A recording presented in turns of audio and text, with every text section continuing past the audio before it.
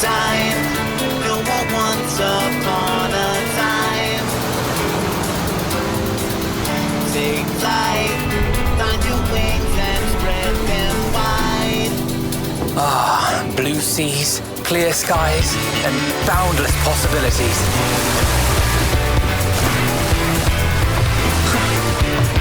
I dare say our destination will soon be in sight. Enjoying yourself for a change?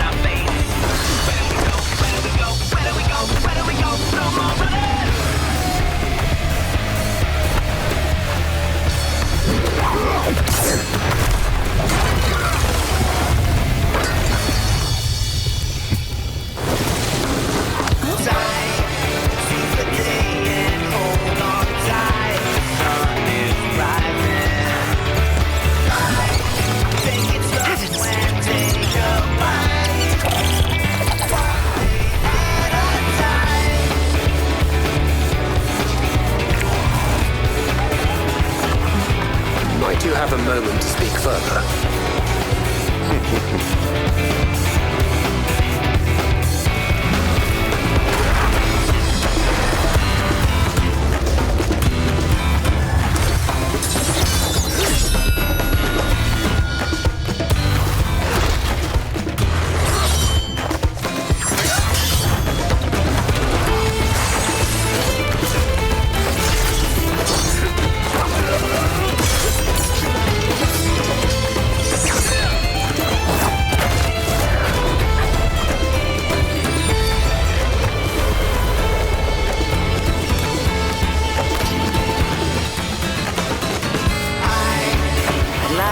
Come to the land you call the New World.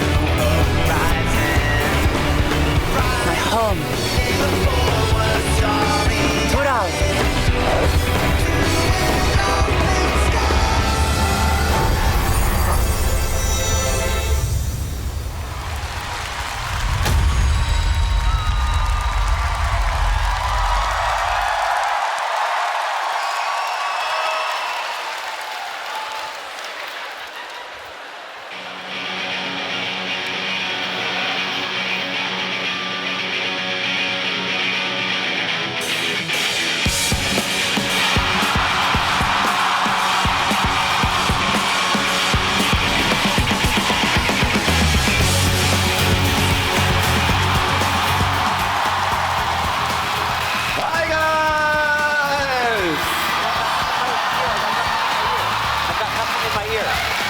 Thank you for coming today!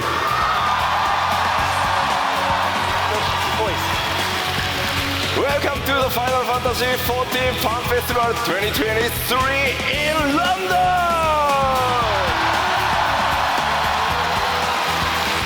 My name is Naoki Yoshida, producer and director of Final Fantasy XIV.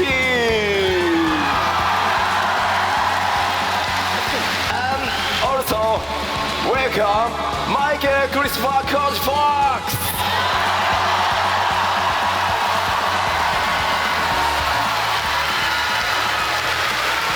Hey everyone, it's great to be back. That said, some of you are probably wondering, where's Kate? What did Koji do with Kate? It's okay, Kate is back in Japan working with the team overtime to make sure that the game comes out in summer of 2024. So for now, you're stuck with me. まあまあ確かにね、ケイトさん今もう日本で 7.0 の作業バリバリしてるからね。今日は工事に、プライマルズと同時に通訳をお願いしてます。日本の皆さんも、それから配信を見ている全世界の非課線の皆さんよろしくお願いします。Alright, that's right. Kate is hard at work back in Japan, and we thought that since Koji was going to be here with the Primals, we'd just try to get our money's worth. So, 改めて皆さんこんにちは、お久しぶりです。欧州ロンドン帰ってこれて本当に嬉しいです。alright, it's great seeing you all again, and I'm so happy to be back in the UK. さて、北米に続いて開催となるファンフェスティバル2023、2024、今回は欧州ロンドンからお届けしてまいります。Okay, so now coming hot off the heels of our most recent fan festival in North America, we are excited to kick off the festivities here in London. 前回は北米でしたが、今回ようやく欧州にも帰ってこれました。欧州のプレイヤーの皆さんとお会いできて本当に嬉しいです。Alright, after seeing the fans again in Las Vegas, I've been really looking forward to seeing our fans here in Europe.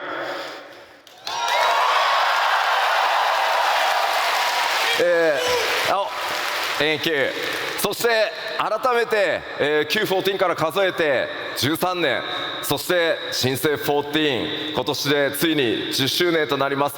これまでの本当にたくさんのサポートありがとうございます。改めてお礼を申し上げます。Alright, so we've come a long way in the 13 years since the launch of 1.0 and the 10 years since the relaunch of A Realm Reborn. And we couldn't have made it this far without you. It's been an amazing journey, and you have my deepest thanks for joining us along the way.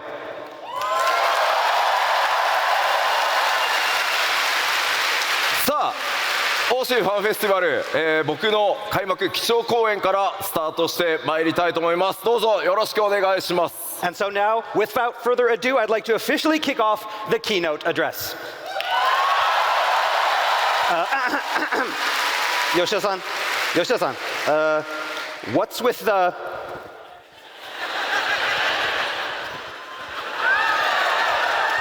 気になる。 Yeah, what is it?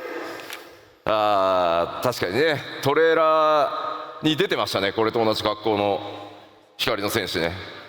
Alright, it kind of looks like what our Warrior of Light was wearing in the trailer. まあ僕も50歳になったので、そろそろコスプレは勘弁してほしいっていうふうにスタッフに言ったんですけど、まあどうしてもやれと。So now I just turned 50 years old this year, and I'm getting a little old for cosplay, but the dev team wouldn't take no for an answer, so...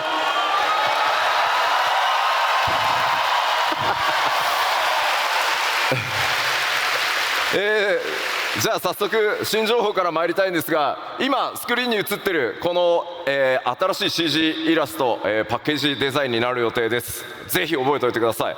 Alright, so with that, let's move on to our first piece of information. First, you have this great artwork up here. This is the package artwork. And, da-dun!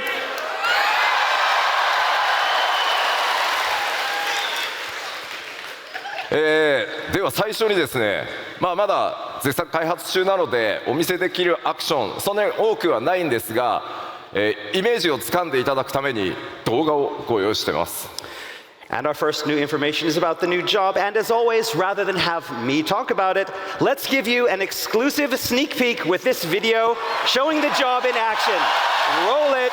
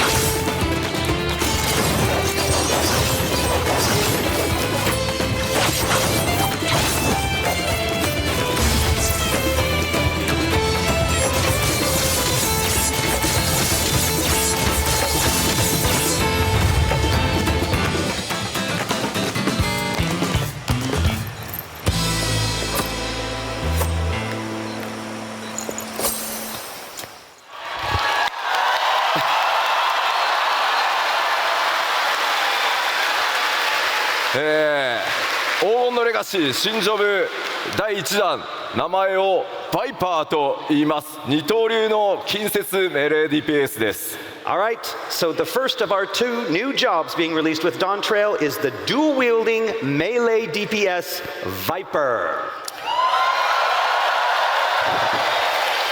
バイパーはファイナルファンタジー14完全オリジナルジョブとなってます。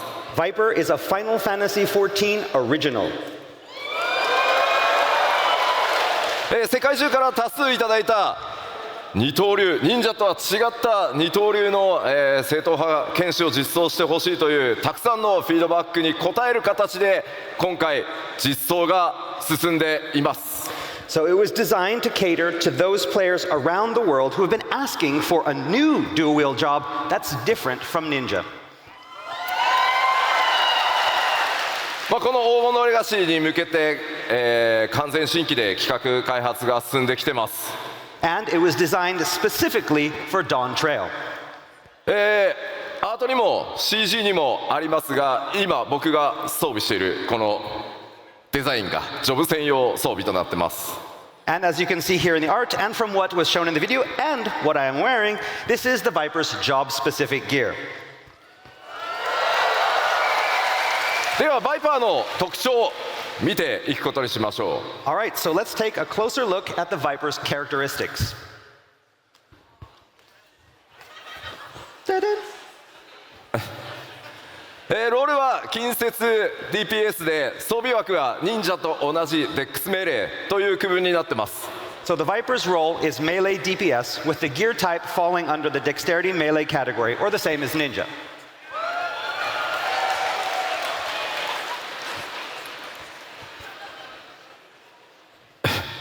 二刀流武器というこの専用の武器を使うことになります。 And Vipers will utilize dual blades that are unique to the job. クリックしてね。対応クラスは存在していないので最初からジョブの状態で使用可能です。 And of course, Viper will not have any required class. You'll start with the job.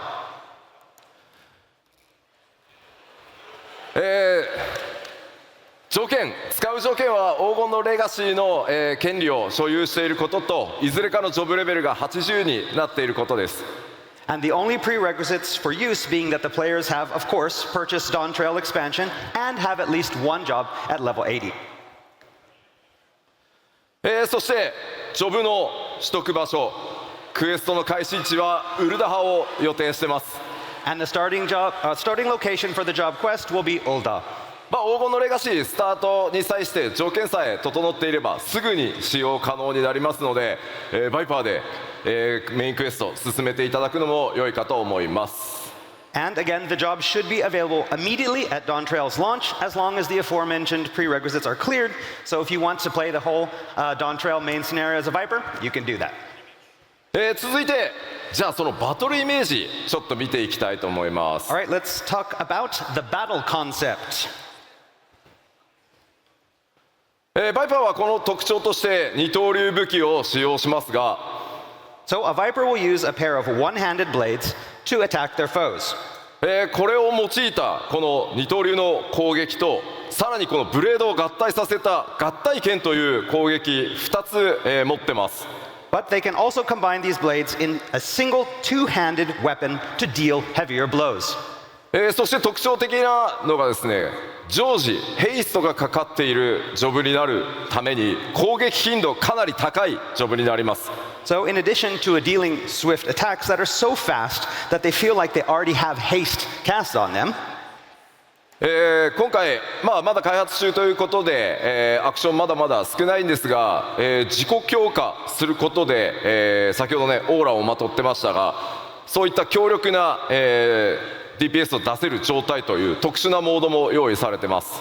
and so a Viper also has the ability to summon this special power to temporarily enhance themselves, kind of like you saw with that aura that they had in the trailer. So basically, you're getting that extra DPS. ウェポンスキルの間にアビリティを挟む頻度というのも非常に高いことを想定しているのでかなりスタイリッシュかつ操作頻度が高いジョブとして、現在開発が進んでます。So Viper is a technically demanding yet highly stylish melee job that affords frequent opportunities for players to execute various abilities in between the weapon skills. ご期待に添えるように、開発を進めておりますので、どうぞこの新ジョブバイパーご期待ください。All right, the development team is working hard to create something that lives up to your high expectations, so please look forward to it. ありがとうございます。では今のバトルのイメージの説明を踏まえてもう一度先ほどの動画、流してみたいと思います。All right, so now with all of that I've just explained in mind, let's take one more look at that video. Roll it.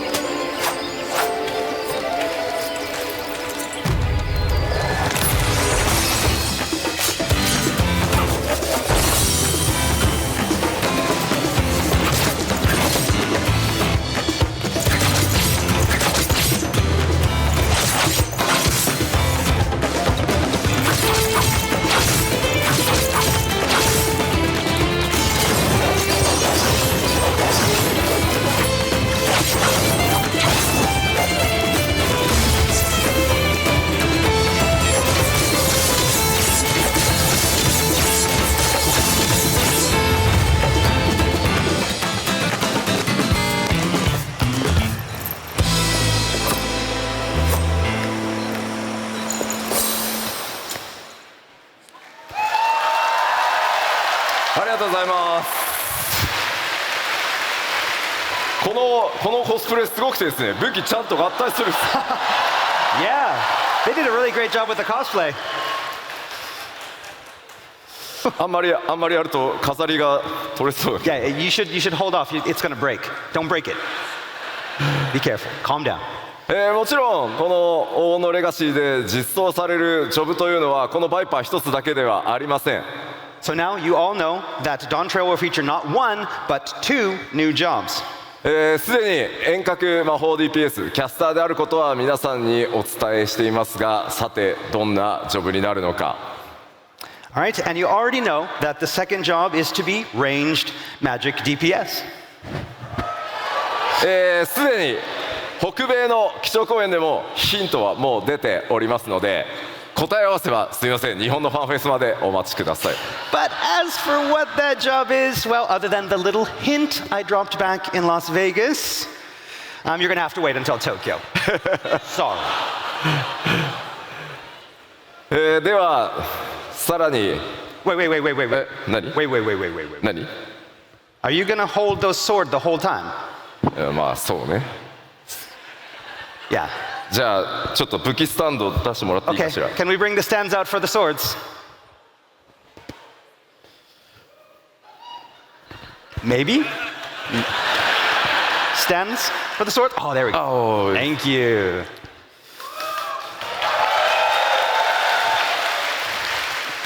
Thank you. It's okay. Okay. And now for your real weapon, the clicker. OK。 You ready? アイテムレベルアッ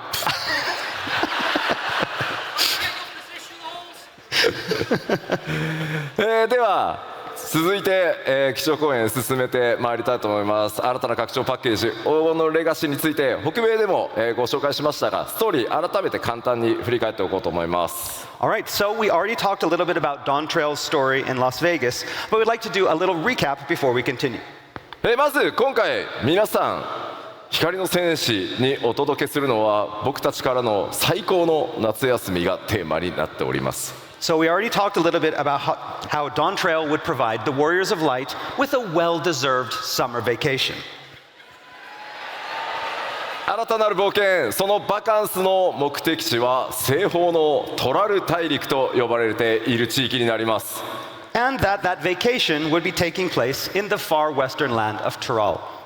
すでにパッチ 6.5 のメインストーリーパート1にてその片鱗、出ておりますが、 So with the release of Part 1 in patch 6.5, you got a glimpse of where the story will be taking you. 今本格的にストーリーがこの 7.0 につながっていくのは、パッチ 6.5、メインクエストパート2の方からになりますので、ぜひご注目ください。But it will be the release of Part 2 that you'll better understand what's in store for you and the Scions and how everything in Dawntrail's main narrative connects together. 光の戦士の皆さんが依頼されるのはトラル大陸におけるある王国の王位継承レースへの助力になります。So the Warrior of Light has been asked to sail west across the Indigo Deep to assist in a rite of succession for Tyrell's throne. おなじみのメンバーもちろん勢ぞろいしていきますが、 And of course, all the Scions will be joining the Warrior of Light in Tyrell. 今回そこで繰り広げられるのは暁の血盟を二分する王位継承レースです。But not all will be on the same side for the upcoming contest. 北米でも聞いたんですけど、ちょっとヨーロッパでも聞いてみましょうか。どの暁のメンバーと一緒にレースに参加したいですか？ Okay, so we asked the same question in Las Vegas, but we want to ask all of you, who do you want to be with you when you're done the contest? Who from the Scions? Alize? 一番最初にアリゼっていう声があります。 I heard Alize first. Somebody's really excited.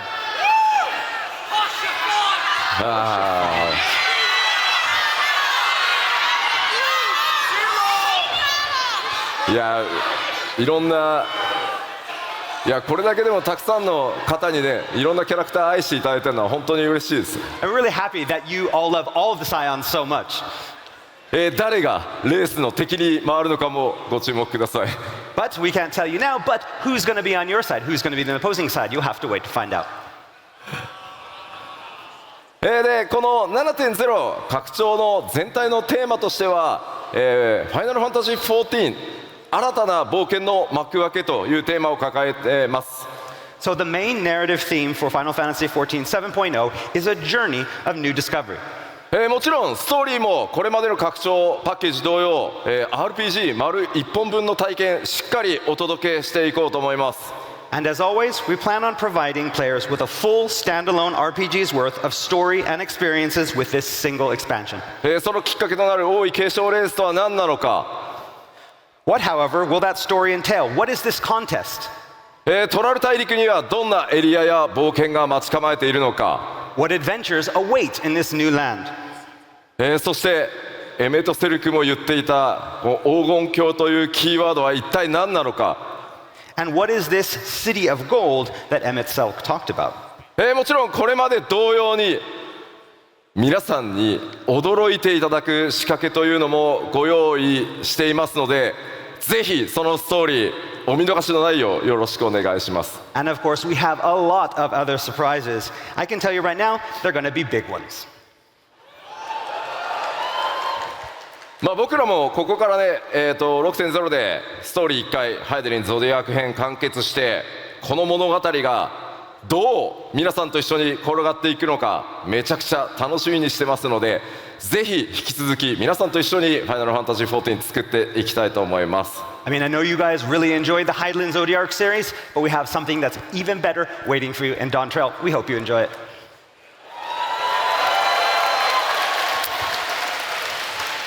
ではここから、新たな冒険の舞台となるトラル大陸に関して、北米のファンフェスに情報をさらに付け加えて、お届けしていきたいと思います。 All right, so next up, let's talk a little bit more about Tyrell, and we're going to start by expanding on some of the info that released back in Vegas. これまでの冒険の舞台は三大洲と呼ばれる地域でした。 So up until now, we've spent most of our time on the three great continents. 今回はドーントレイルの冒険により活動地域が西側、海を越えた西方へ広がっていきます。 But as we talked about last time, our adventures in Dawntrail will be taking us far to the west. ですので今回の拡張だけではなく、今後皆さんの冒険の舞台は惑星ハイデリン全体へと及んでいくことになります。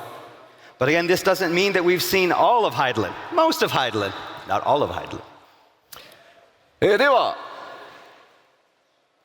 前回の北米のファンフェスでもお伝えした、プレイヤータウントライオラというところに関して追加の情報をお伝えしていきたいと思います。All right, so next we're going to talk about that main hub, the main city player hub that the Warrior List of Light will be operating from during Dawn Trail. これまでのプレイヤータウンよりもかなり多民族、多くの民族入り乱れた、街という特徴になってます。So this city of Tuliyulao will be far different from the existing player hubs that the players have seen before. これまではスクリーンショットとアートワークでご紹介したんですが、開発が進み動画の準備ができましたので動画でご覧いただこうと思います。 So the last time we were only able to show you the city via screenshots and artwork, but this time we've prepared some special in-game footage. So with that in mind, roll the tape.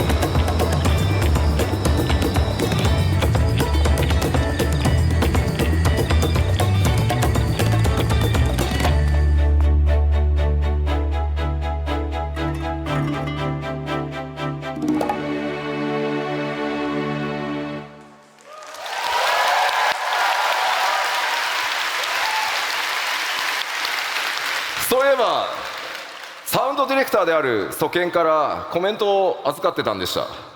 So before we continue, we had a little message from Soken, our sound director. 今の動画の曲まだまだモックアップなので、サンプルだと思ってくださいと、伝えてほしいと言われてます。 So he asked me to tell you that the music playing in the video is just a mock-up. なのでもっとすごくなるから期待しててくださいとのことです。 And that the final track will be a lot better. トライオラこれまでのプレイヤータウンと異なり、多数の民族文化が溶け合っているというお話先ほどしました。 So as I mentioned before, the city is far different from the major cities on Highland. It is a culturally diverse, pluralistic state.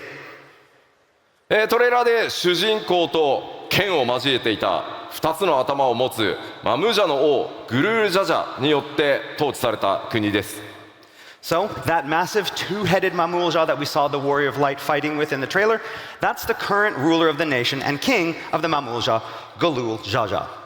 このトライオラオールドシャーレアンと、カイロで国交があります。 But the Mamulja aren't the only peoples living in the city. On top of that, it appears the city has an established trade route with Old Sharlayan. 今回ご覧いただいた、動画ウォークスルーですがまだまだ NPC の配置が行われていませんが非常に多くの密度あるオブジェクト、グラフィックスアップデートの効果ご覧いただけたんじゃないかなと思います。 So in that walkthrough that you just saw, you saw that there were no NPCs there. Those will be added later. But hopefully you got an idea of what the town will look like and all of the high quality of all of the objects that we have thanks to our graphical update.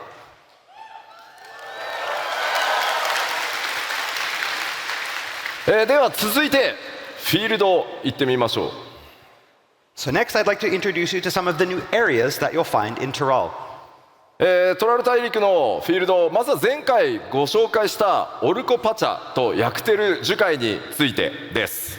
Okay, so first we're going to start off with the two areas that we talked about in Las Vegas, Urcopacha and Yaktel.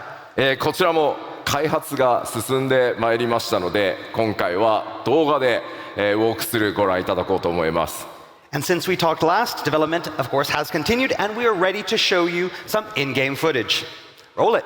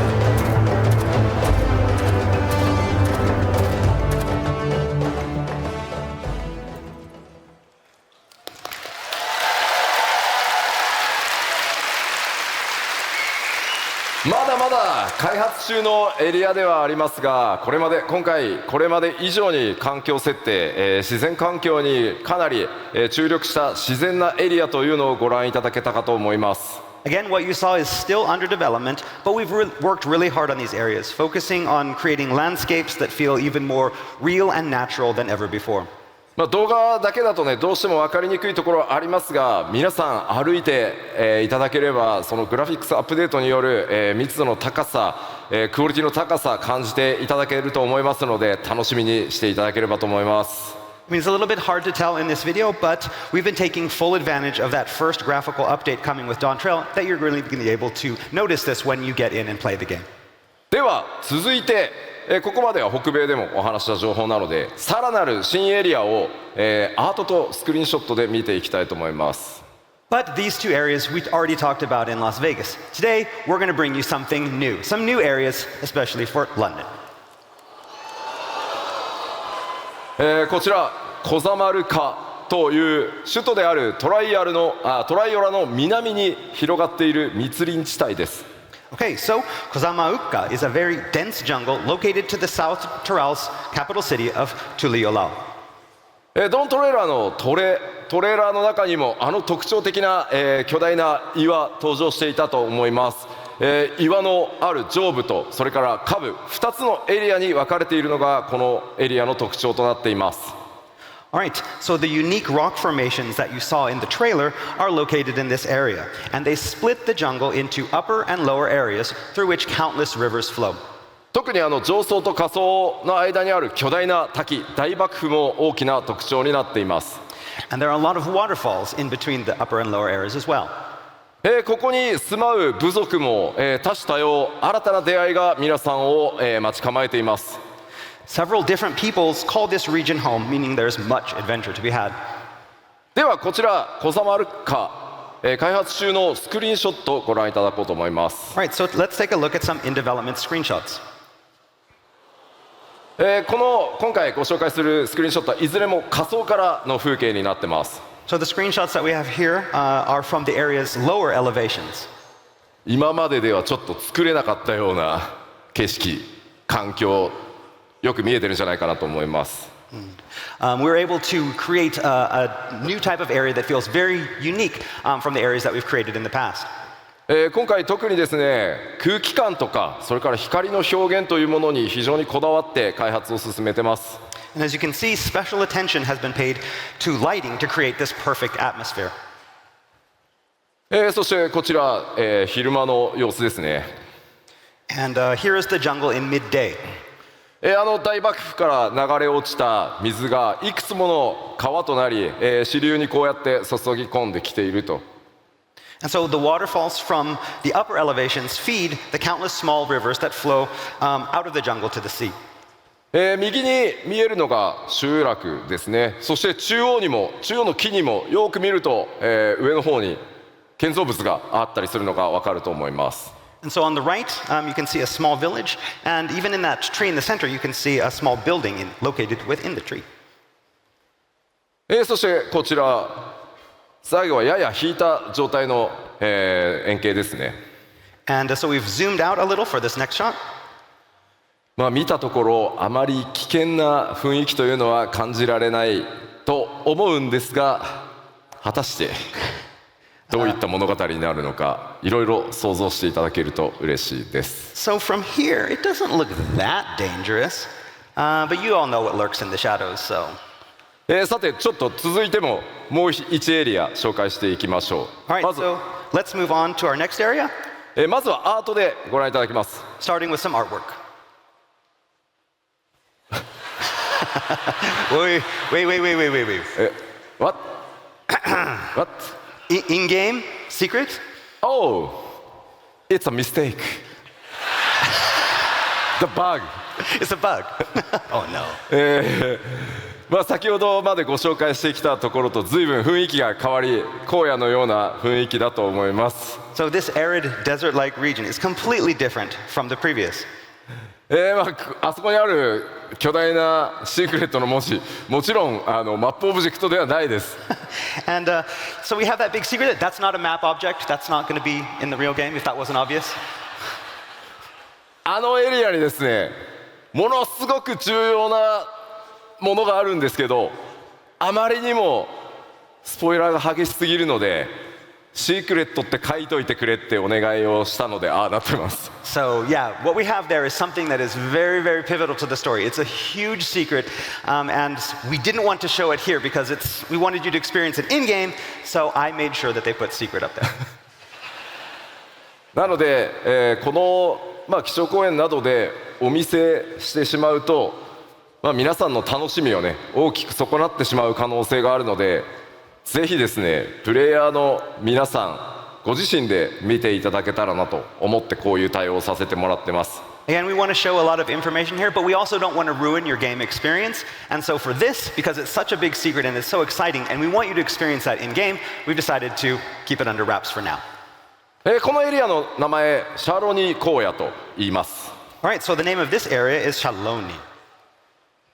トラル大陸中央部に広がる荒野。 So it is a relatively flat, rain-starved region in central Tyrol. 青林線が発見されたことによってこのエリア近代化が進んでいます。 But here, civilization is experiencing a boom due to a recent discovery of ceruleum deposits. 青林線ってちょっと日本語で言うとね、何ってなると思うんですけど、青林水の湧き出る泉のことですね。 And so basically, there are these kind of springs where the ceruleum bursts up through the ground. さあこの大陸での冒険、だんだんなんか夏休みなのか本当にっていう感じにちょっとなってきたかなと思います。 So again, we mentioned summer vacation before, but the more we see of Tyrol, the more we realize the less we understand about Tyrol. じゃあスクリーンショットもまだ開発中ですがお見せしましょう。 All right, but let's take a look at some in-development screenshots. かなり広い荒野が広がってますね。 So yes, unlike the dense jungles that we showed before, this area is a lot more open. このエリアはあれですね、バイクのマウントなんかが大変似合いそうですね。 So yeah, it looks like this would be a good place to break out your motorbike mounts. 機械化、それから、技術進歩というのが目覚ましく進んできており、さまざまな人や物との出会いが皆さんを待ち構えています。 So yes, you'll see a lot of newer technology and machines, as well as encounter the people that built them. 先ほどのねシークレットの部分がね一番このエリアの特徴なんでお見せできなくて残念ではあるんですが、 Again, as I said before, this area also hides a very, very big secret, but one that I won't be showing today. この後のまた情報でもちょっとずつあれこんな雰囲気なのかなみたいな情報出てくるので、この後の基調講演もちょっと見ていってください。 Again, we won't be talking about it today, but there may be some things, some hints in other things that we have for you today that may give you a better idea of what is in that secret area. もちろん荒野ばかりが広がっているわけではなく、このエリアこうした地域もあってですね、さまざまな文化の融合というのが、行われています。 Of course, it's not all empty wastes out there. The area features locations such as this one too, that are populated by a variety of peoples. かなりの、ドラマ性高い物語用意していますので、ストーリー展開にぜひご注目ください。 Right, as for what drama awaits you here, as well as the other areas that we showed today, you'll just have to look forward to it. ではエリアの紹介これぐらいにして、前回北米でご紹介したペルペル族に続きもう一ユコ部族ちょっと紹介してみようかなと思います。 So moving on from areas, next up we'd like to talk a little bit about the types of peoples that you'll meet in Tyrol. これはね皆さんちょっと見たことがあるだろうなと。 So this next one, some of you may recognize them. こちら名前をモブリン族と言います。 And they are called the Moblins. エオルゼア地域ではゴブリンと呼ばれている部族ですが、基本的には同一部族ですね。 So they strongly resemble the goblins that reside in Eorzea, but they have their own unique characteristics. ちょっと特徴をご紹介しましょう。 And let's take a look at those characteristics. 先ほどご紹介したコザマルカに住む、一つの部族です。 So these Moblins mainly reside in the previously mentioned jungles of Kozamauka. 三大州に住まうゴブリン族はメカが大好きでしたね。 So, and unlike the goblins of the three great continents who are expert builders and tinkers, こちらは調達の達人ということで大きく考え方が異なっているようです。 These moblins are experts in gathering and procuring items. 彼らとの協調でですね、どんなものづくりが、行われていくのか楽しみなところです。プレイヤーの皆さん、特にねクラフターとかギャザラーとか、絡んでくる可能性が非常に高いんじゃないかなと思います。 And so with these moblins and allies, just think of all the wonderful things that adventurers might create, especially our crafters and gatherers. ではエリアの追加情報をお届けしてまいりました。 All right, I think that's about enough today. That's all we can say regarding Tyrol.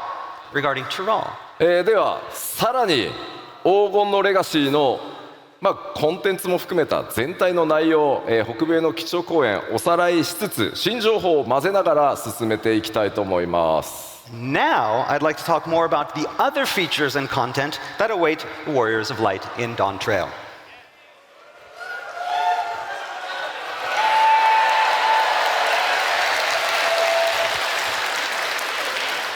皆さんのおかげでついに皆さんのレベルが100に到達することになります。 So as you know, we'll be taking the level cap into triple digit territory, level 100, and that's thanks to you.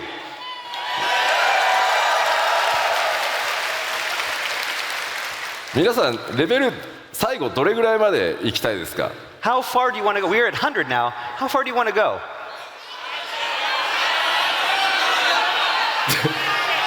2000ねえ、あんまりレベルの桁が上がりすぎてもね。 The UI, you need more space. Yes. Too many numbers. EXP. That's right. The XP bar is just. せっかく一回ね桁下げたの That's に。 right. We got rid of some of those zeros, so we're gonna have to add.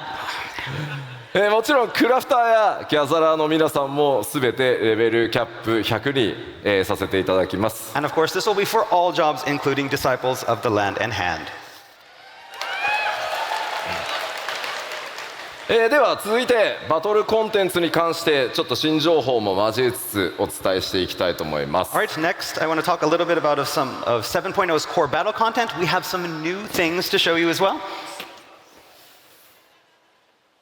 まずフィールドのアクティブタイムイベントやそれからモブハント、新しいトレジャーハント、これらすべて、いつも通りしっかりたくさん用意させていただいてます。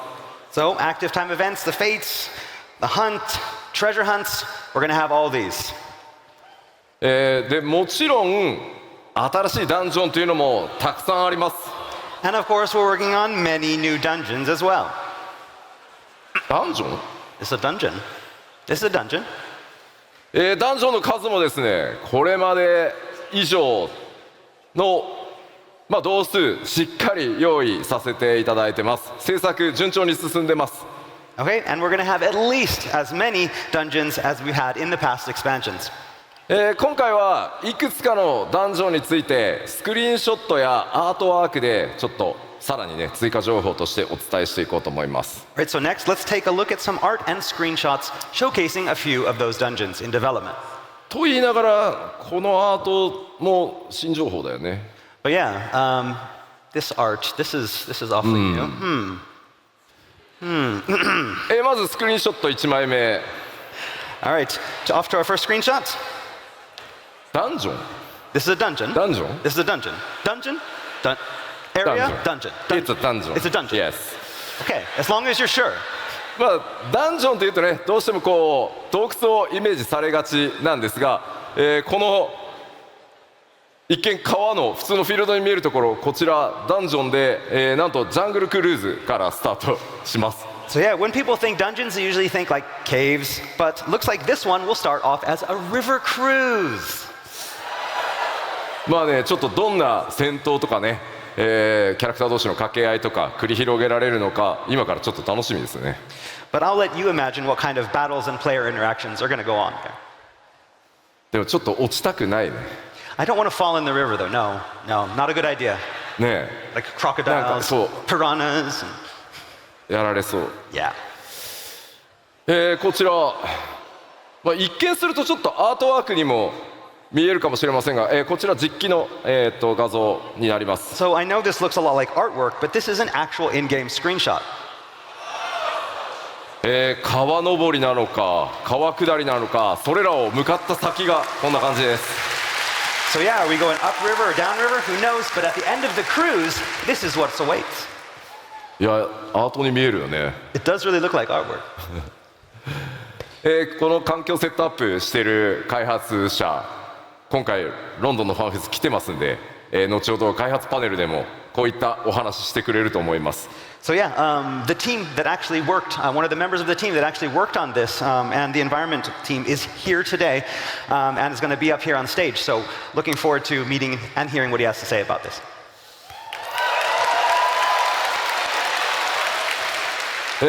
さて、さらに雰囲気一転して全然また変わった、これもダンジョンです。 All right, and now we're somewhere completely different. This also is one of the new dungeons. これもね、なんかアートに見えるね。 This is also very, yeah, it looks like art.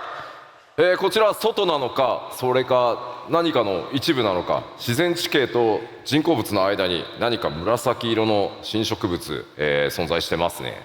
So is this somewhere outside or inside? Is it a part of something? Are those natural formations or man-made? And what are those purple things growing everywhere? 先ほどのエリアをもう少し上がったところになるんでしょうか。 And here's another look of the same dungeon, but up from a little higher. 明らかに、雰囲気、遺跡と思われるものがあるんですが、ちょっと雰囲気異様な感じですね。 So yes, we can see some strange architecture that resembles ancient ruins. これまでに光の戦士の皆さんが冒険してきたどのエリアともちょっと違った印象になっているんではないかと思います。 So yes, this is far different from any place the warriors of light have journeyed before.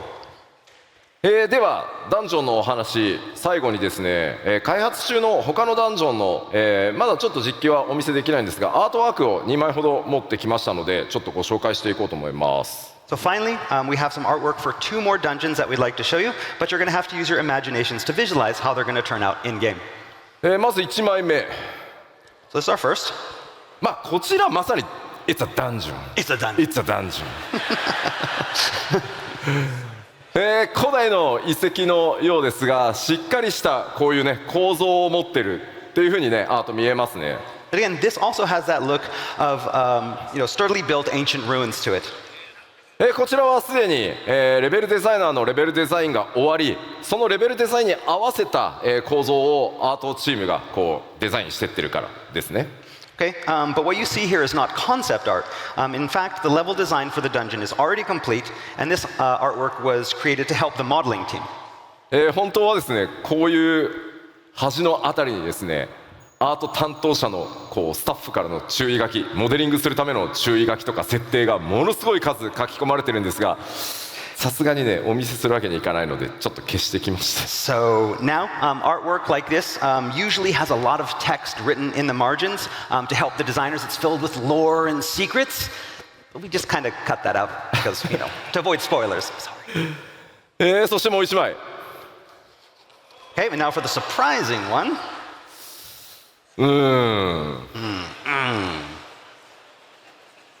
メカニカル Summer vacation?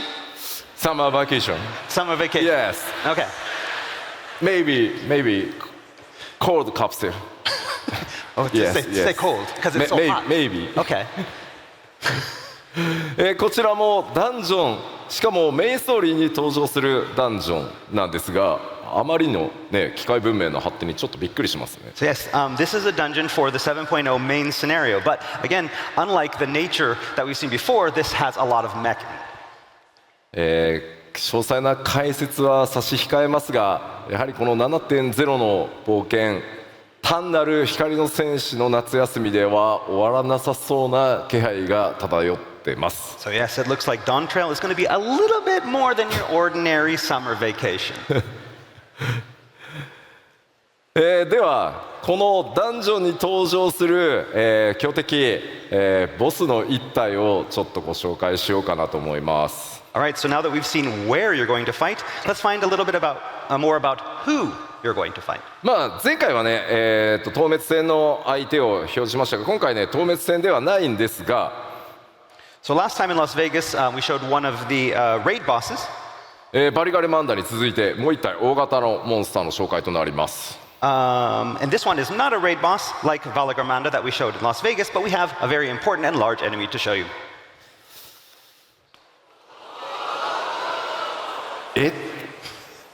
名前をですね今回ご紹介するのはエリミネーターという The name is called the Eliminator. もうどんどん夏休みから遠ざかっていく。 Yes, we're getting a little bit further away from summer vacation again. Yeah?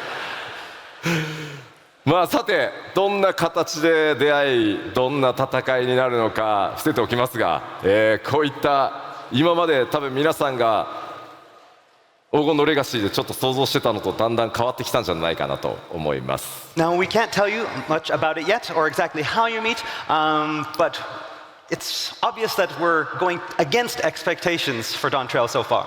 このエリミネーターね機械なのかそもそも生物なのかダンジョンのアートワークに続いてねだんだん謎が深まっていく基調講演になってるかなと思います。 Again, it's hard to tell if this is a machine or if it is alive or something in between. Yeah? じゃあ続いてコンテンツサポーター、まあこちらアップデートは行っていきますがもちろん今回も全てのメインストーリーのダンジョン対応させていただいてます。 Okay, next up we have our duty support feature, and you'll be happy to know that this feature will be made available for all of the instance dungeons for 7.0's main scenario. かなり新しく、コンテンツサポーターとして加わるキャラクターも多いです。 And of course, there's going to be a lot of new characters that are going to be included in this duty support feature. たくさんの AI 作らなきゃいけなくて、ゲームデザイナーたちすごい四苦八苦しながら開発進んでます。 But that means our game designers and programmers are having to work a lot on all of the new AI. そして多数の新装備新クラフト、もちろんギア多数用意しております。 And with all these new dungeons and enemies, the Warrior of Light will need some proper new gear, and we have a lot of new recipes to make sure that you're properly kitted. おしゃれがね気になる皆さんもぜひご期待ください。 And of course, we'll be introducing a lot of fashionable items as well. ではちょっと新しい装備のアートワーク見てみましょう。 So let's take a closer look at some artwork for these new items. まずギャザラークラフターもね専用装備当然全て一新されます。 All right, Disciples of the Land in Hand will of course be getting new job-specific gear as well. モデリングも第一次グラフィックスアップデートを行った状態で順調に進んでいます。どのように実機で見られるかご期待ください。 So we're currently in the modeling phase of development with our new graphical update. So for now, you're going to have to imagine how these designs will look when rendered in game. そしてこちらはジョブ専用装備の一部ですね。 And here we have some job-specific gear for the Disciples of War and Magic. まあどれがどのジョブかは言わなくても大丈夫だよね。 We don't need to tell you what jobs these are for, right? 今回もジョブ専用装備はですね冒険のその地域の、特徴デザインにあまり寄せずそのジョブのイメージというのをストレートに、書き起こすようにというふうに、ディレクションしてます。 Okay, instead of designing the gear to match more of the geographical or cultural feel of Tyrol, we decided to take a much more straightforward approach with their design. では続いて、新たな生活系大規模コンテンツ So, as I mentioned back in Las Vegas, we are planning some expansive new lifestyle content for Dawn Trail. まあ、7.X シリーズにおいてもですねイシュガルド復興とかそれから無人島開拓に続く新しい、生活系の大規模コンテンツお届けしていく予定です。 This will be new content that will be featured alongside existing content such as the Ishgardian Restoration and Island Sanctuary. なんとかですねこの場で発表したかったんですがもう少し企画の詳細を詰めたいということで、残念ながら詳細までは今日お伝えできないんですが日本のファンフェスでは、内容をお届けできるかと思います。 So the plan was to show you that new content here, but the team in charge didn't think it was quite ready and wanted just a little bit more time, so we're going to be putting off the big reveal until Tokyo, so we have to wait a little bit longer. 開発チーム頑張っているのですいません許してください。 The dev team is hard at work, so please forgive them. ありがとうございます。皆さんの拍手でね今めっちゃ日本で頑張ってくれてると思います。All right, they just heard your cheering, and so now they're like, oh, gotta get back to work, gotta get ありがとうございます。 So, thanks. ただ今回の、生活系の大規模コンテンツ、前回ね無人島開拓は一人で遊ぶものっていう形でしたが、今企画しているのは皆さん多人数で、遊んでいく、盛り上がっていくというコンテンツの企画内容になってますので、また詳細の発表をねご期待いただければと思います。So while Island Sanctuary was more solo content, this new content that we have planned for Dawn Trail is going to be something that you can enjoy with a lot of people.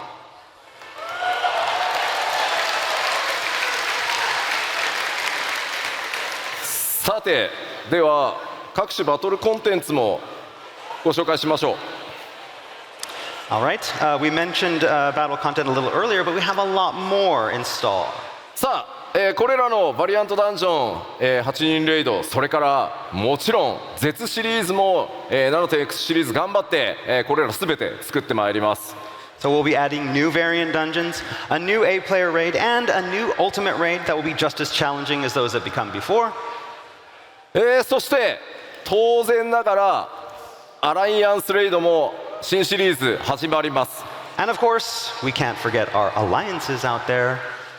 今日ここではですね、その次のアライアンスレイドが一体どんなものになるのかご紹介したいと思います。 And so here in London, we are excited to finally announce our latest Alliance Raid series.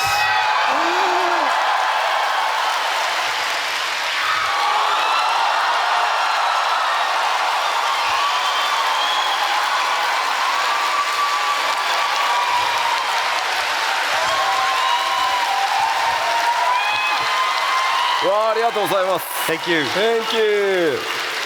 次のアライアンスレイドシリーズのタイトルはエコーズ・オブ・バナディールというタイトルでお届けします。 So our newest Alliance Raid is Echoes of Vana'diel. MMORPG として大先輩であるファイナルファンタジー11運営開始からすでに21年、その運営20周年を記念して我々次なるアライアンスレイドシリーズはそのファイナルファンタジー11の世界を垣間見る冒険をお届けしたいと思います。 So to celebrate over 20 years of Final Fantasy XI, we are turning to our MMORPG Senpai Yes. and stepping into Vana'diel to get a glimpse of this wonderful, exciting world. 果たしてどんなストーリー、どんなボスが登場するのかぜひご期待ください。 As for what story will feature, who you will meet, what bosses you will fight, we can't tell you that. もちろんファイナルファンタジー11から続く、このファイナルファンタジーシリーズの長い MMO を楽しんでいただいている、そして今もファイナルファンタジー11遊んでいただいている方にも楽しんでいただける内容に仕上げていこうと思ってます。 But we can guarantee that it will be something that longtime fans of Final Fantasy XI and even players of fans right now will be able to truly enjoy. さあじゃあちょっと質問していいですか。 So, speaking of which, I have a question for all of you. 11今もやってるんだよなって。 How many people out there are still playing 11? おお、ありがとうございます。いやいやもう11はめちゃくちゃやったよと。今は14やってるけど11めちゃくちゃやったよっていう。 And so, how about people that, I'm playing 14 right now, so I don't have time for them, but I played a lot of 11 back in the day. ああすごい。ありがとうございます。ありがとうございます。長らくですね我々スクエアニックスの MMO を支えていただいて本当にありがとうございます。 So yes, thank all of you who've been supporting Square Enix through our MMORPGs for such a long time. おそらくですね配信を見てくださってる、方々も大いに今ね手を挙げてくださってるんじゃないかなと思います。 And I bet a lot of people watching on the stream as well have been raising their hands. ぜひぜひご期待ください。 So again, please look forward to it.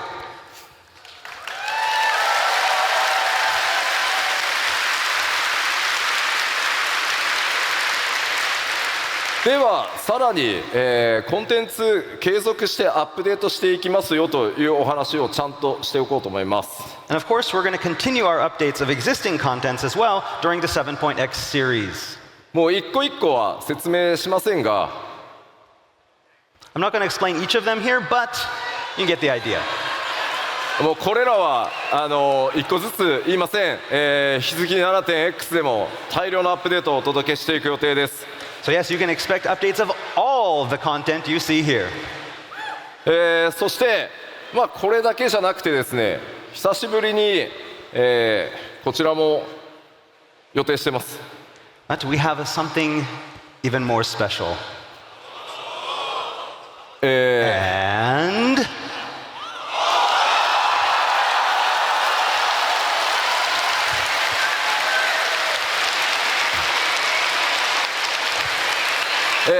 青魔導士リミテッドジョブとして登場していますが、その第2弾新しい次なるリミテッドジョブというものの開発を今進め始めてます。 Alright, to go alongside Blue Mage, we are currently working on an all-new second limited job. 実装まで、ちょっと 7.X シリーズの後半で実装の予定なので、ちょっとしばらくお待ちいただくことにはなりますが、 But again, its release isn't currently planned until the latter half of the 7.x series. どんなジョブになるのかちょっと聞いてみようかな。 But, we do hope to tell you more about it soon, but we're going to kind of ask you, what do you think it's going to be? Yes.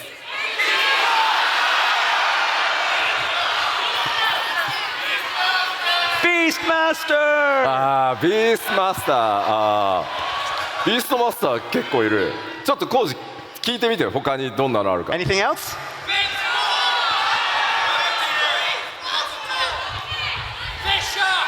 Fisher? いや。 We already...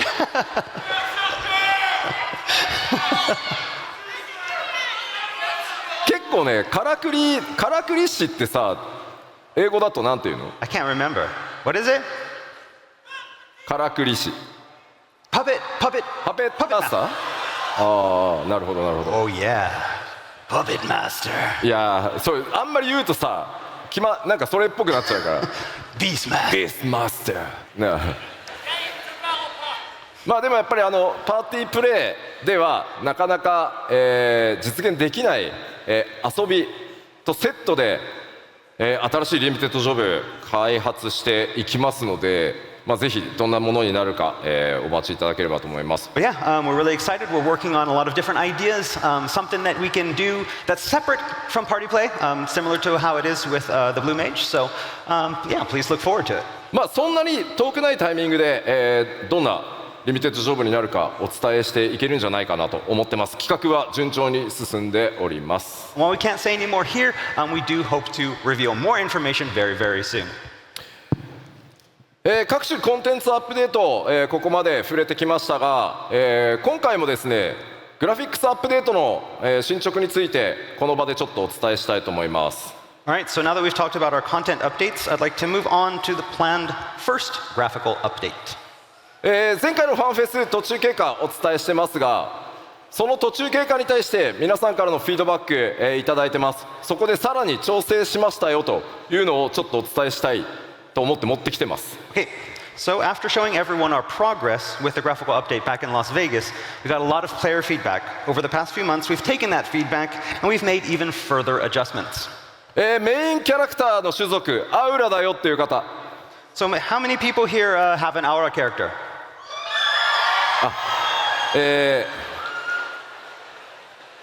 持ってきたのはこのアウラの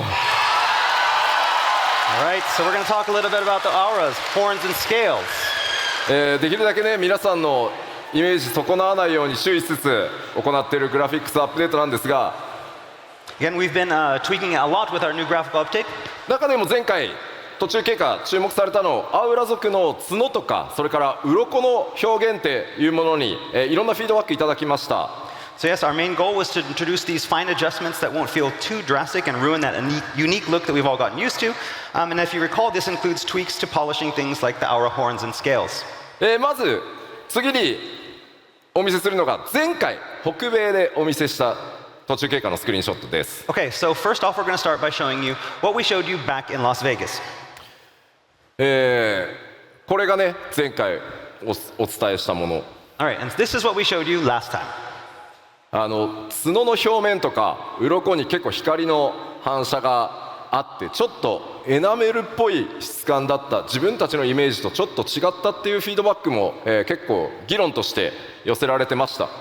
So back in Las Vegas, the horns and scales that we showed you were very reflective and had a very strong enamel type of feel, and it was not something that a lot of people had expected. これはこれでやっぱりこう反射があるのでクオリティとしては比較的高く見えやすい気はするんですが、And with this reflectivity, I mean, it looks very high quality, so it was good for showing off that improved in quality of the horns. 我々が 3.0 で、企画した時のアウラの元のイメージに近づけるようにさらに、継続して調整を続けてきました。But it didn't really match our vision of what we wanted the aura to look like from our original design back at 3.0, so we continued tweaking. すごい微妙なのでメインキャラクターアウラの人ちょっと一生懸命画面見てください。 All right, and so this is where we are. It's a very, very small change, so look very, very closely.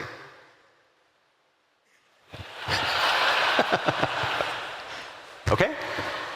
And これが前回 this is before, After after.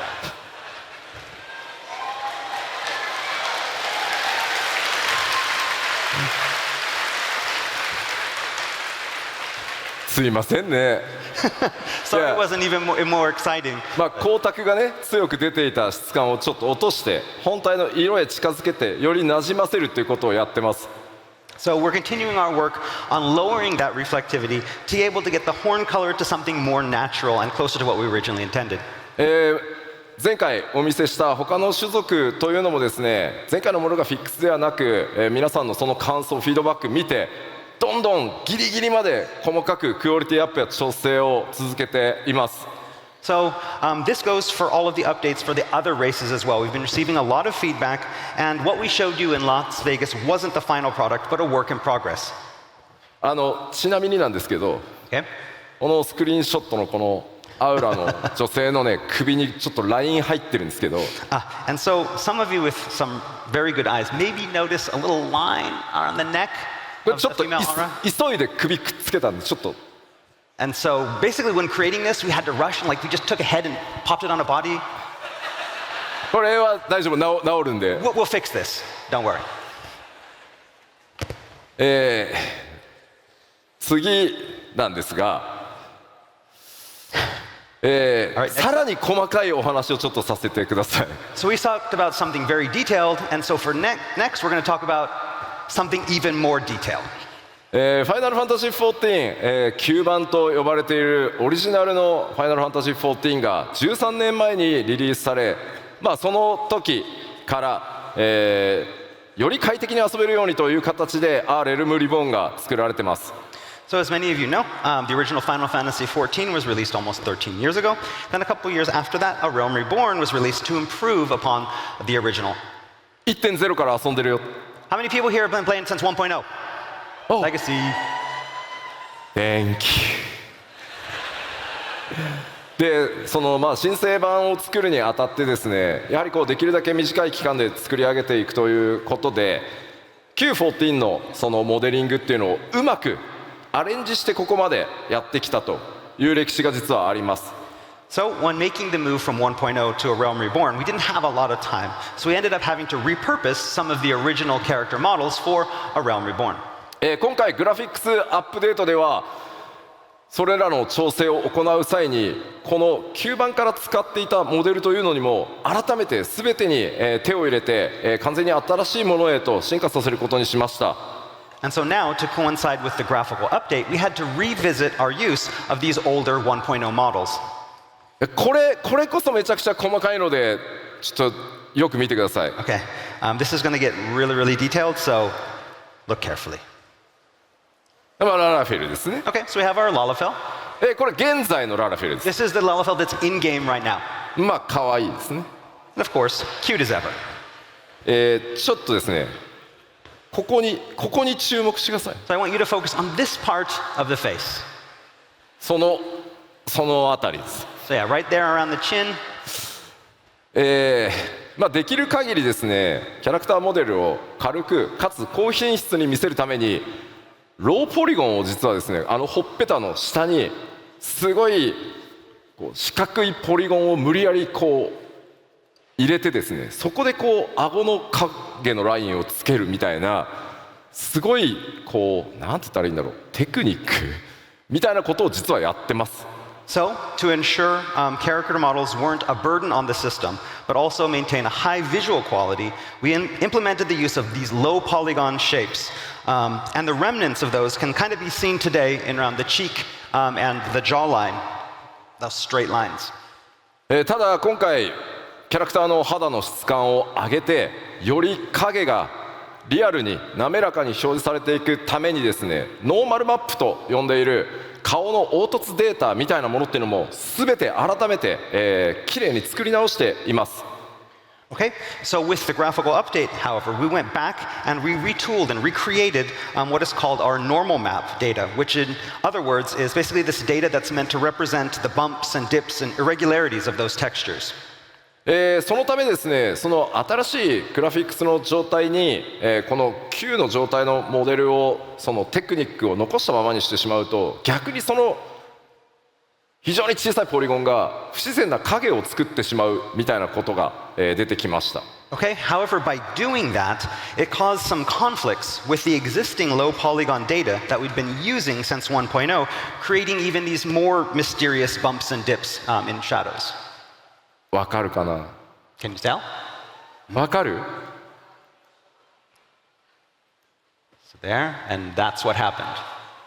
ここにね、すごい微妙に外側に尖ったポリゴンが影の邪魔をしてるんです。So you can see kind of there's these bumps on the chin that are kind of affecting the shadows. いや、わかんねえよっていう反応だなこれ。And everybody's like, I don't know, see, what? ただこれララフェル使ってる方どれぐらいいます？ How many people are using Lalafels? 皆さん自分のララフェルが一番可愛いと思ってますよね。 And so of course you think your Lalafel is the cutest, right? まあなのでだからこそこういう細かいその違いっていうのを、まあ、なくさないようにできればしていきたい。ただこれからのクオリティアップデートを考えていくとどうしてもその味として残していたそのローポリゴンのテクニックみたいなものを取っていかないとさらに綺麗にはならないので、まあ、そういう細かいところまで調整させてもらってますっていうのが今回のお知らせです。And so I know that some people may look at these kind of imperfections born from these old techniques as something that makes Lalafels Lalafels. And you know, we didn't want to get rid of them all because we know that that's what makes the Lalafels special. But moving with this graphical update and having something that matches that, we decided it was time to at least touch them up. これが最新です。 And so this is the new version. 影がめっちゃ自然になったの分かります？ So you can tell that like the shadow is now much more natural. すごい細かいんですけど。 It's very, very, you have to look very, very closely.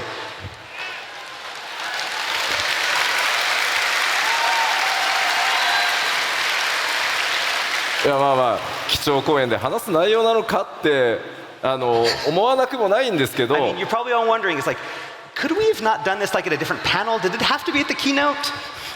すべてのプレイヤーの皆さんのキャラクターを何としても今皆さんが思っているキャラクターイメージのままよりクオリティアップをさせていくために担当のアーティストたちも僕もこう目を皿にして今と前をこう比較してほんのちょっとでもポリゴンの角があったら何なんだこのポリゴンはって言って、まあ、そういうことを日夜やっているのでぜひグラフィックスアップデート楽しみにしててくださいというお話です。 But again, we wanted to show you this especially because we wanted to show you just how hard we are working on this graphical update. We understand that you all love your characters and we don't want to change your characters, but we do want to make them look a lot better. And so we're working on these tiniest of issues to improve it. I'm there looking at everything. If I see even a hint of a polygon, I'm like, no polygon!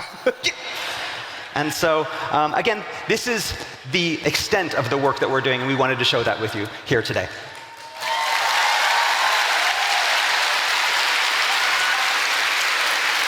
まあでもこれだけだとねいくらなんでもちょっと細かすぎるだろうということですごい分かりやすいスクリーンショット1個持ってきました。 Alright, that was enough talk about the super tiny technical issues. Let's talk about something easy. グラフィックスアップデートで、帽子と頭装備とですねメガネが同時に装備できるようになるキャラクター集めてみました。And so, the glasses. Helmets, glasses, what's easier than that?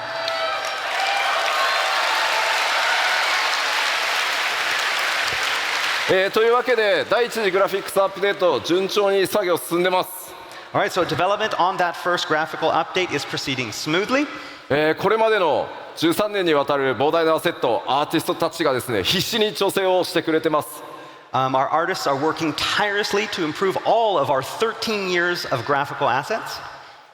このグラフィックスアップデートやファイナルファンタジー14のグラフィックスがどんなテクニックを使って作られているのか、このファンフェスの開発パネルでも実際にツールの映像などを交えて、お見せしていこうと思います。 So for those of you who want to know more about this topic of graphical update, as well as the kind of techniques that the team uses to create Final Fantasy XIV, we have this great development panel coming up a little bit later that will show you all about how we do this and show you even some of the tools that we use. かなり面白い内容になっていますので、ぜひ開発パネルの方にもご注目ください。 It's going to be really interesting, so we hope you look forward to it and are here to watch it with us. ではどうしてもねスペック上がっちゃうので改めてちょっとおさらいしておきます。 All right, while we're here, we want to remind you one more time about the new minimum and recommended requirements. もう準備したよっていう人。 How many people are ready to go? お、 All right.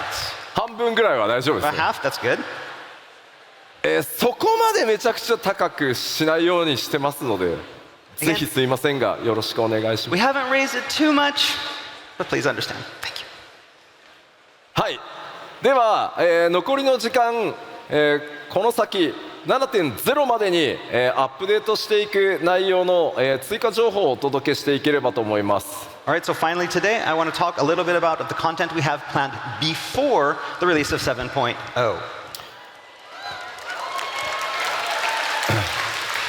まずは、北米で発表させていただいた Xbox バージョンに関してです。 All right, first off, we have the open beta test for the Xbox version. はい、Xbox バージョンはですね、来年1月中旬から2月にかけて、スタートさせていただきます。 And our test is scheduled to begin in mid-January and continue through February. このオープンベータでしっかり問題点洗い出してですね 7.0、黄金のレガシーより前に Xbox バージョンも正式サービスへ、移行させていただきます。 This is again to find problems before the release of 7.0 and smooth all of those out so that we have a smooth launch. ぜひですね、オープンベータプレイをしていただきつつ 7.0 の冒険に、Xbox ファンの皆さん、備えていただければと思います。 So all of our Xbox users out there, we welcome you to join the test and help us make the game great.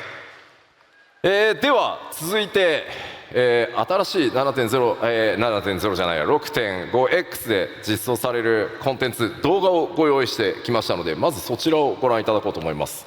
And so now for our next announcement of 6.5x content, we have this special video. Roll it.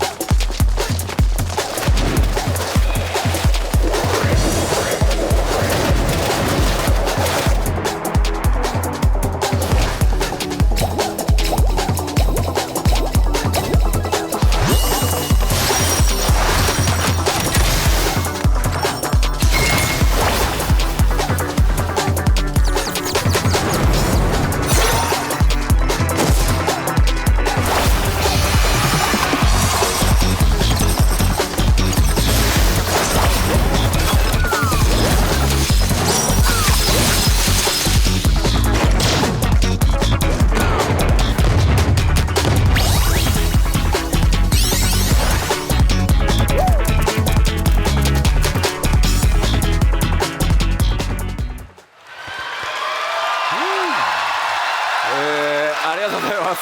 Thank you. というわけで大変お待たせしました、ファイナルファンタジー14のゴールドソーサーにいよいよフォールガイズが実装となります。 Alright, you've been waiting a long time for this. Fall Guys will finally be available in the gold saucer. パッチ 6.51 ということで、実装日出てますね。10月31日パッチ 6.51 リリースとなります。 Alright, and as it says here, it's planned for release on October 35th, patch 6.51. もうすぐだね。 Yes, in just a week. 今回動画で、ご覧いただいた通りフォールガイズのエッセンスを、入れつつフォールガイズチームにも監修してもらいながらファイナルファンタジー14独自の味付けを行ったコラボレーションアトラクションとなっています。 So as you saw in the trailer, this collaboration will maintain that Fall Guys aesthetic. We had people from the Fall Guys dev team help us out and make sure that we followed that. But it will also feature this unique Final Fantasy XIV spin on all the frenetic Fall Guys gameplay we know and love.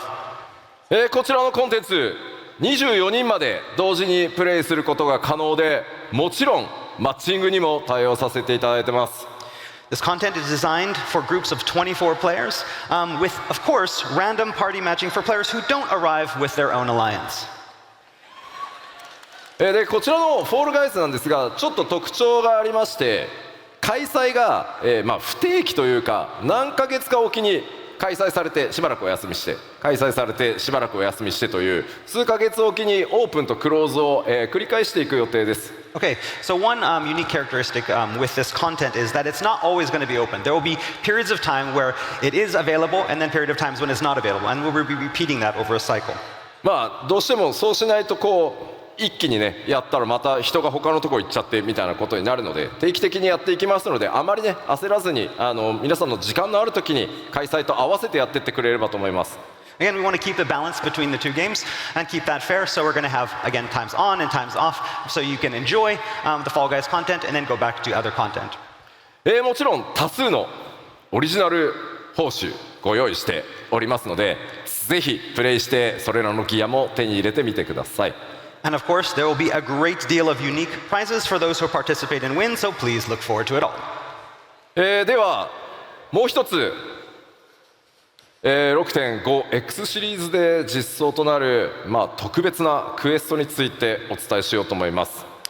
And next, we have one final big announcement for a special quest that's going to be appearing in the 6.5X series.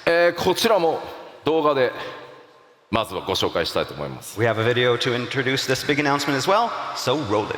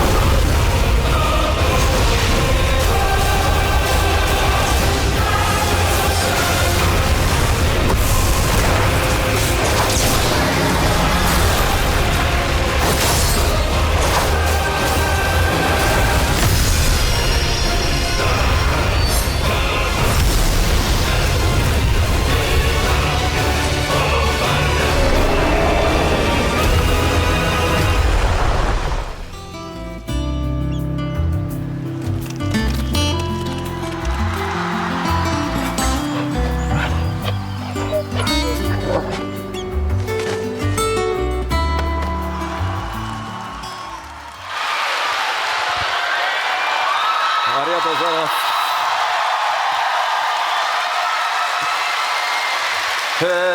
というわけでですね、ファイナルファンタジーシリーズ最新作16とのクロスオーバークエストのお知らせです。 That's right, we can finally announce our Final Fantasy XIV Final Fantasy XVI crossover event. ファイナルファンタジー16のプロデューサーの吉田さんから OK が出ましたんで、 So yeah, I asked the producer on Final Fantasy XVI, you might know him, Naoki Yoshida. He said it was okay, so here we go. 頑張って作りますと。 That's right. この永遠の旅路という物語、ファイナルファンタジー16の主人公であるクライブ・ロズフィールドと光の戦士の出会いの物語となってます。 Alright, it's called The Path Infernal, and of course will feature 16's protagonist, Clive Rosfield, fighting alongside the Warriors of Light. もちろんまだまだファイナルファンタジー16未プレイドという方もいらっしゃると思いますし、PS5 版今年の冬に買うよと、PC 版出たら買うよというふうに待ってらっしゃる方もいると思いますので、あまり過剰な16のネタバレにならないよう仕上げておきました。 Again, we've written the story so that it doesn't spoil too much of 16 for those players who have yet to play Final Fantasy XVI, are looking to buy a PlayStation 5 this Christmas, or maybe waiting for the PC version. But there's enough in it so that everyone should have a lot of fun. 先ほど動画でご覧いただいた通り、16で大人気であるトルガルという、狼の、報酬など多数ギアご用意しております。 And I bet you all saw the Torgal goodies in that teaser trailer. Yeah. Rest assured, there'll be a lot of unique loot for this collab, including gear.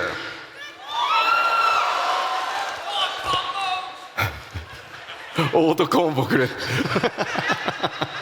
確かにね、オートコンボコラボレーションで出てきたらちょっと面白い。 That would be great. That's a good idea. Have those auto combos in there. でもそのリングつけるとアイテムレベル下がるよ。 Oh yeah, but if you do put on the rings of the timely rings, then your item level is going to go down. So I don't know.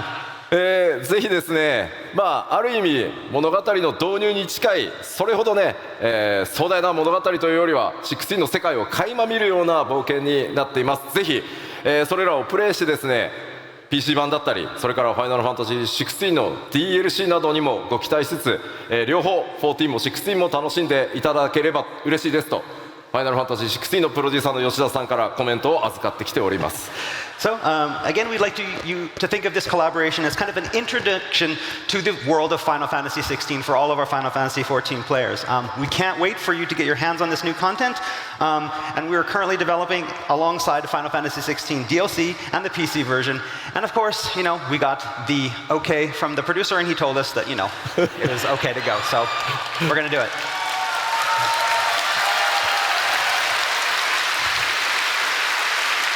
ありがとうございます。では、ちょっとここでお知らせを最後基調講演ではあるんですがさせてください。 Okay, so next up we have a final announcement. クラウドデータセンターというもののテスト、我々進めております。 Alright, as I talked about recently, we have a cloud server, cloud data center stress test coming up. 今まで、皆さんがプレイしてくださっている、データセンターというのは物理で、出来上がってるんですが、今回クラウドというたくさんの、マシンをつなぎ合わせてちょっとね動的に、大きくしたり小さくしたりできる、それをクラウドってよく呼ぶんですけど、それによってサーバーの拡張性が柔軟になるっていうクラウドデータセンターでプレイヤーの皆さんにぜひテストをお願いしたいです。 Alright, basically, up until now, all of our data centers have been using physical servers. And we want to do this test with the cloud servers to make it easier to expand these. And so, to help do this, we need your help with the test.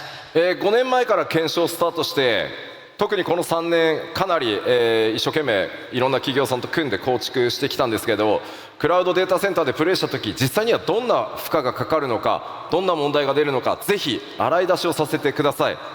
So we have spent the past several years exploring this possibility of expanding our data centers via the cloud servers, and we're at a point now that we need your help to help us with, find out any kind of things and issues that may occur.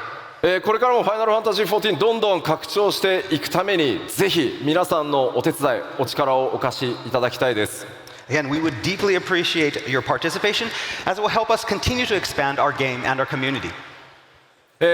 その概要こちらになります。 So we're going to talk a little bit about what this test entails. 東海岸で、実際にクラウドデータセンターを行うんですが、アメリカのただヨーロッパ側からのテストもぜひお願いしたいです。 So the test will be conducted via our North American East Coast data center. That said, we encourage players from all over the world near Japan to join the test. そうですね、もちろん日本の方もぜひよろしくお願いします。 That's right. Players from Japan as well, you're welcome to join. 新規キャラクターのみ、作成可能で、テスト終了時に申し訳ありません、データは一旦ワイプさせていただきます。Alright, so we're going to be asking players to create new characters for the test, but unfortunately we're going to have to wipe those characters after the test is over.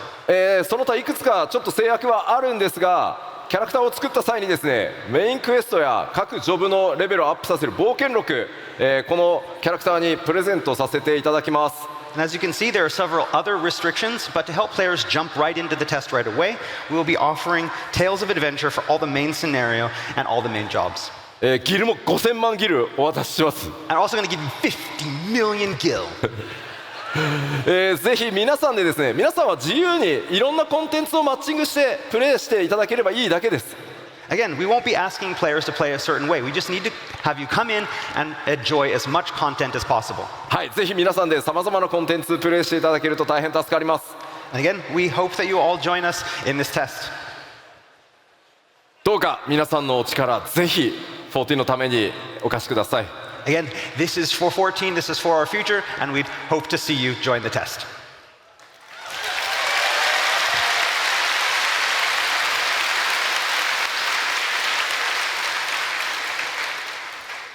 さあ、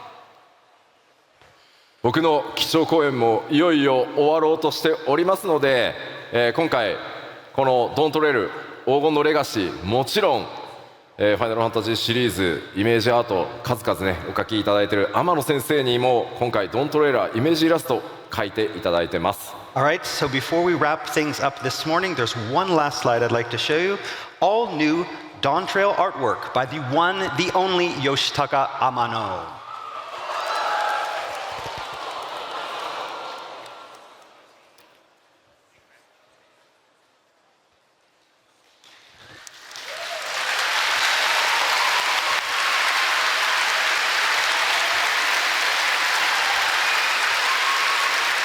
ファイナルファンタジー3をねちょっと彷彿とさせるようなSomething about this artwork reminds me a lot of the original Final Fantasy III artwork.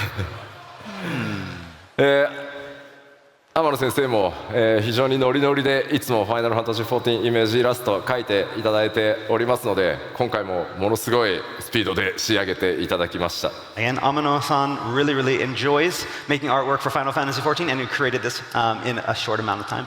さて、欧州ファンフェスティバル、スタートを飾る基調講演として、僕の、トークセッションでしたが、今日お話しできるのはここまでとなります。Alright, that's all for today's keynote. I can't say any more. この先の最後のいろいろ隠された情報をすべてぶちまけていくのは、日本のファンフェスで行わせていただきたいと思います。But I will be able to talk more when we see you again next at our keynote at Tokyo Fan Festival.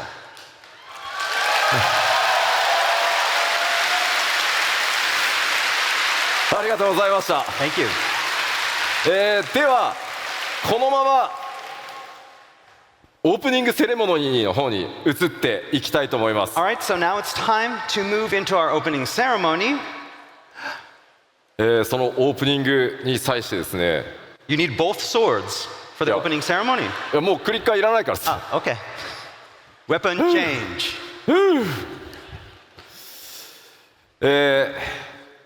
今回ロンドンのファンフェス、ね、ここから開幕していきますが、とてもスペシャルなゲストにお越しいただいております。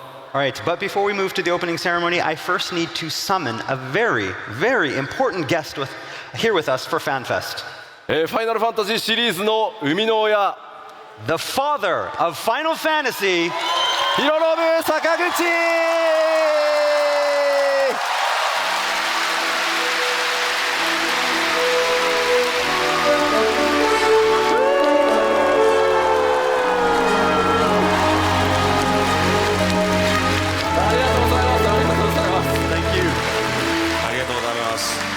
いやもう14プレイ始めてくださって2年以上ですよね。もうガチで。 So it's been about 2 years since you started Final Fantasy XIV? Oh yeah, ここ hardcore. ここみんな非化線なんですよね。 So everybody here is a warrior of light? ウォーリアーブライト。すみまません。仲間です。 Yeah, I am one of 仲間です。 you. まだ2年のちょっと新人ですけど仲間です。 Although I've only been playing for 2 years, so I'm rather new to the scene. もう毎日ほぼインして14が僕の生活の 30% ぐらいを占めている。もう本当に14万歳。 So I've been logging in every day, and I think it takes up about a third of my life, basically. So I just love 14.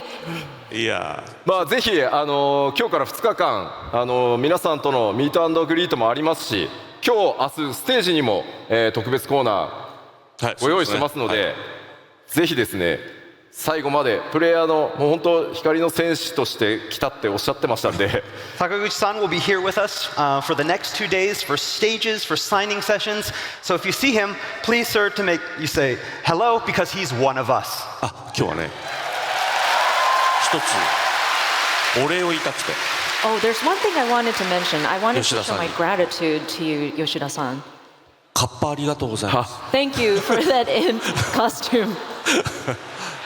もうカッパ最高でございます。 I love that outfit. Thank you so much for that. カッパのコスプレ作りましょうか。 So do we need to make some cosplay for you for that? やりましょうか。 Yes, please. じゃあ改めまして、光の戦士の皆さん、放送を見てる皆さんにも一言何かご挨拶お願 All い right. できますか。 So do you have a message for us here as well as everyone watching on the stream?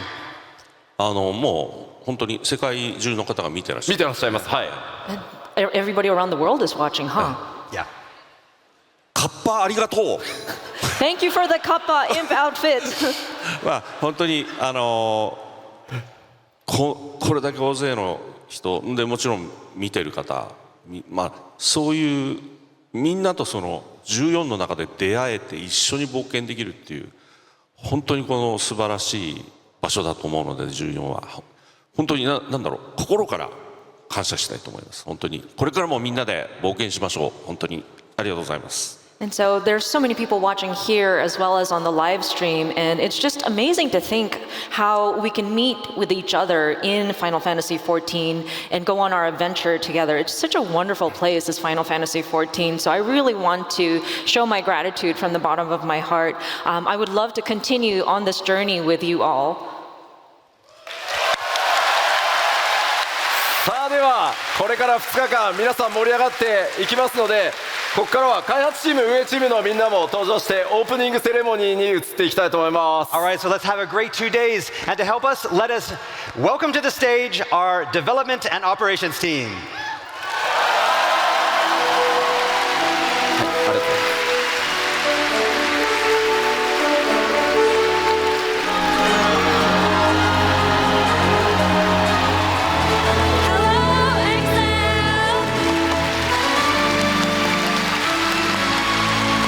Welcome to Fan Festival 2023 in London!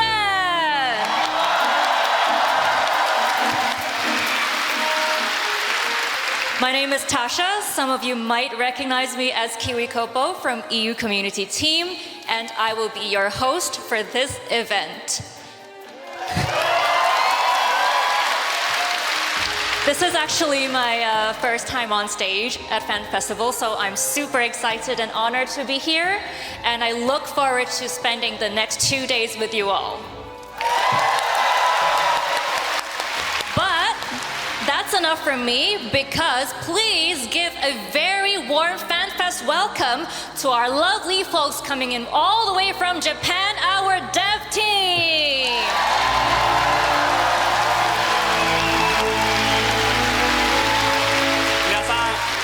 はじめまして、テクニカルアーティストの岡久と申します。 Hello everyone, it's nice to meet you. I am Tatsuya Okahisa, a technical artist. 本日はこの後の開発パネルに参加する予定です。 So today's plan for me is to speak at the developers panel later today. テクニカルアーティストって何だろうって思われた方はぜひこの後の開発パネルをご覧ください。 If you're wondering what a technical artist is, I hope you watch the developers panel later. グラフィックスアップデートの内容も盛りだくさんでお届けしたいと思います。We'll be talking about some of the elements that are going into the graphical updates as well. 2日間楽しんでいきましょう。よろしくお願いいたします。 Let's have fun this next 2 days. Thank you so much.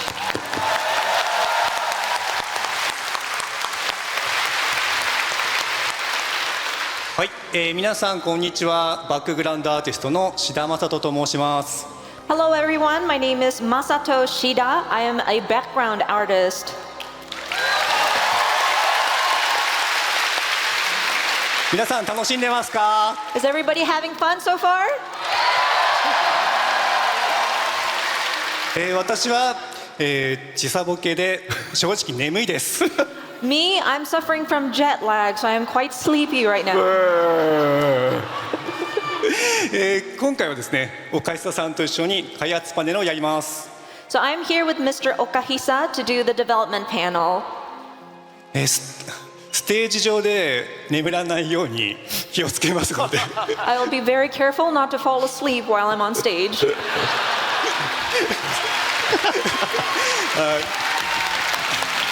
またすぐお会いしましょう。よろしくお願いします。I will see you very soon. Thank you again.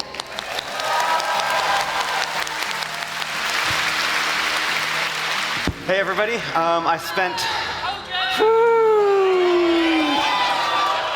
so much time prepping for the keynote, I kind of forgot to make a speech for the opening ceremony. But I'm really excited to be back in London. I love being a part of all of this, meeting all of you. We have some great interpreters that are going to be handling the stuff on stage. That means I get to spend a lot of time down on the floor. If you see me, want to take a selfie, want to hug me, let's do it. I'm here for you. Let's have a great time. Thank you.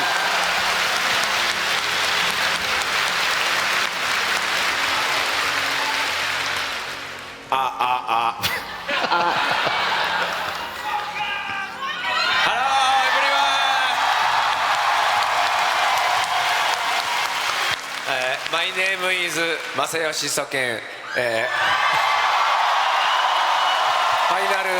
Final Fantasy XIV sound director. Please welcome Fan Festival 2023 in London. それさっき俺言ったやつ。That's what I already said. I already said that. ですね、ここから日本語でいきます。Pardon me for starting in Japanese from here. 新しいトレーラーの音楽はいかがでしたか？ I wanted to ask, what did you think of the new music in the music in the new trailer? Thank you, thank you. 本日のファンフェスティバルいらっしゃった皆さん、本日はなんとピアノコンサートがございます。So, for those attending today's Fan Festival sessions, we will be having a piano concert later today.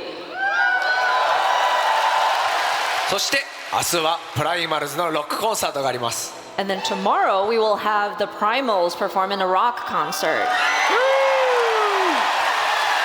Let's have a fun!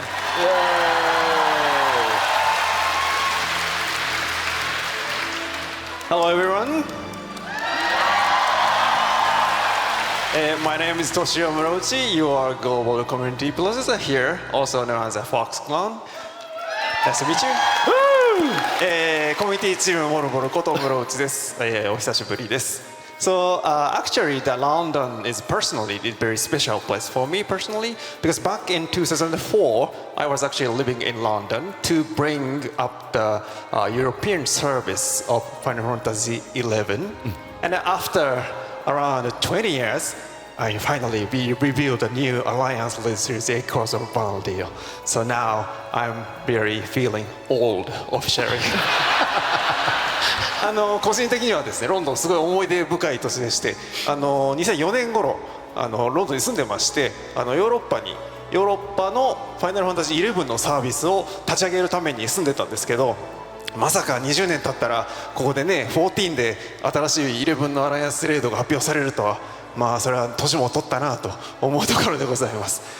So yeah, so anyway, I will be wandering around all around the venue for next 2 days. So let's have fun together. Thank you very much.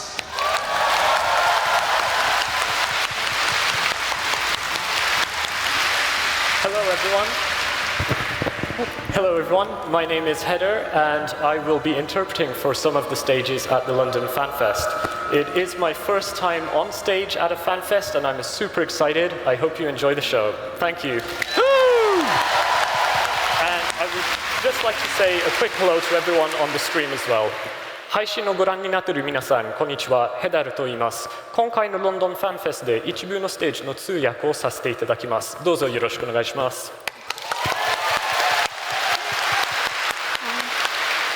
Hello everyone, I'm Me here from the Los Angeles office of Square Enix. I'll also be helping translate some of the stage panels. I hope we all have fun the next 2 days. Thank you so much.